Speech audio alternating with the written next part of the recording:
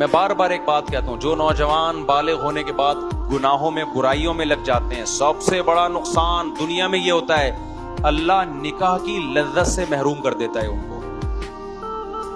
सबसे बड़ा नुकसान यह होता है, जब निकाह की लज्जत से महरूम, तो बीवी से जो मोहब्बत होनी चाहिए वो उनको नहीं होती।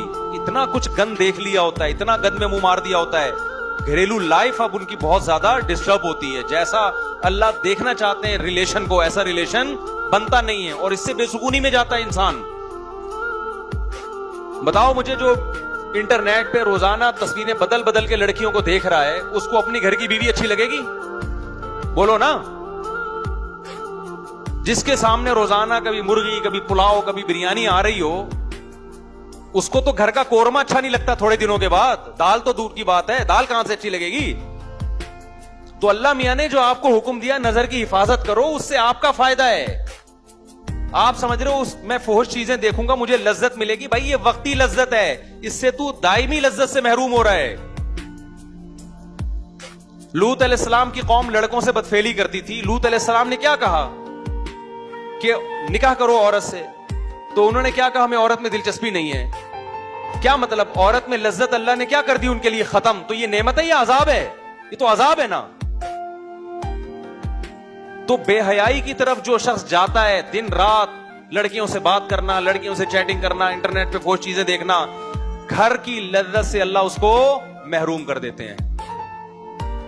यही हाल उन लोगों का होता है जो अपने हाथ से अपनी ख्वाहिश पूरी करते हैं।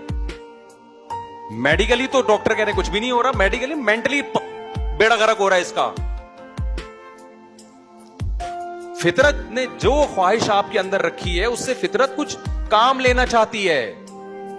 अल्लाह मियां ने आप में जो औरत की ख्वाहिश रखी है, उससे काम लेना चाहती है, ताकि मियां बीवी में मोहब्बत हो, आगे नस्ल बढ़े, सुकून मिले आपको। वहां पे आपने उसको डिस्टर्ब कर दिया तो नसुल्लाह फअनसाहुम अनफुसहुम, अल्लाह कहते हैं मैं दुनिया में इंतकाम लूंगा,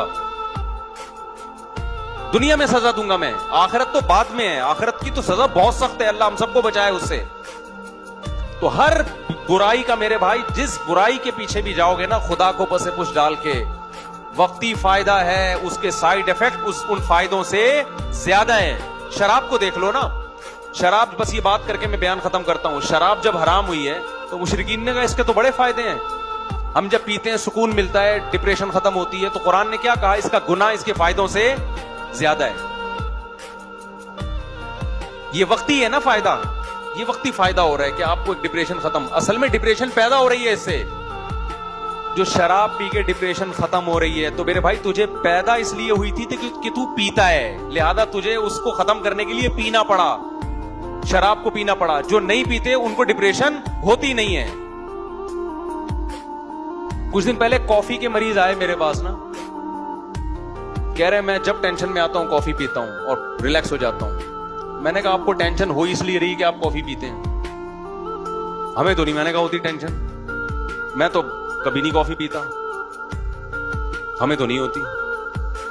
भाई लत डाल दी एक चीज की तुमने, कॉफी पी पी के आपका जो दिमाग को नेचुरल तरीके से सुकून मिलना था वो मिलता, दिमाग मांग रहा होता है कॉफी पिलाएगा तो टेंशन खत्म करूंगा, वरना वो तो पीता रहा बैठ के तू। और ये जितनी नशे की चीजें हैं, नशे से मेरी मुराद जिनकी आदत पड़ती है, इनकी क्वांटिटी आपको बढ़ानी पड़ती है। 24 घंटे में 2 कप पी रहे हो, थोड़े दिनों में वो 2 कप बराबर हो जाएंगे, 3 पे आना पड़ेगा। ठीक है, पर मैंने कहा सो जाएगा, उड़ जाएगा, बड़ी टेंशन के लिए एक और शादी कर ले। वो नेचुरल टेंशन है। नेचुरल टेंशन जो होती है ना, उनमें टेंशन तो होती है, लेकिन वो टेंशन के बदले में जो सुकून मिलता है वो उस टेंशन पे गालिब आ जाता है। इसकी मिसाल है जैसे खाना खाने से टेंशन होती है, खाओगे तो नींद आएगी, क़ज़ाए हाजत के लिए भी जाओगे, लेकिन ये टेंशन मेरे भाई ना खाने से क्या है? क्या ख्याल है? जो नहीं खाने से होगी वो तो मुसलसल डैमेज करती रहेगी ना। भूखा रहना है, लेकिन ये तो नहीं कि सारी जिंदगी भूखा ही रहो, एक वक्त में तो खाना ही पड़ेगा ना जाके।